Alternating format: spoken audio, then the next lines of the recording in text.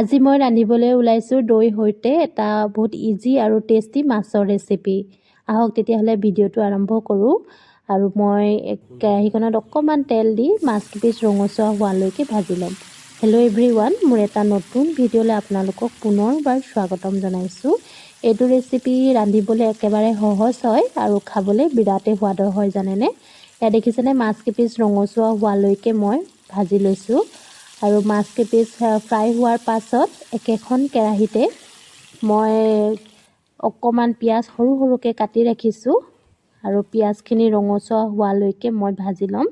আৰু লগতে কেইটামান জিৰা দি দিছোঁ। ইয়াত দেখিছেনে, পিঁয়াজখিনি ৰঙচুৱা হোৱাৰ পাছত মই দৈত অকণমান হালধি আৰু অকণমান কাশ্মীৰ ৰেড চিলি আৰু লগতে অকণমান গৰম মছলা দি এইখিনি এটা মই ঘোল তৈয়াৰ কৰি লৈছোঁ। আৰু ইয়াত দেখিছেনে, পিঁয়াজখিনি ৰঙচুৱা হোৱাৰ পিছত অকণমান আদা নহৰু আৰু লগতে দুটা বিলাহী সৰু সৰুকৈ কাটি দি দিছোঁ। বিলাহীখিনি গলি যোৱাৰ পাছত মই যিটো দৈ মিশ্ৰণ ৰেডি কৰি ৰাখিছিলোঁ সেইটো দি দিম।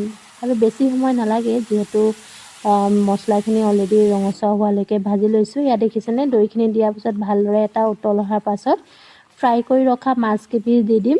আৰু যিহেতু মই এইখিনি জুলীয়া নকৰোঁ, সেইকাৰণে মই এইখিনি পানী সম্পূৰ্ণ শুকুৱাই দিম। আপোনালোকে যদি বিচাৰে তেতিয়াহ'লে আপোনালোকে জোল কৰিব পাৰে। ইয়াত দেখিছেনে, একদম ধুনীয়াকৈ চব্জিৰ পৰা তেল ওলাই আহিছে। তাৰপিছত মই অকণ কস্তুৰী মেথি দি দিছোঁ।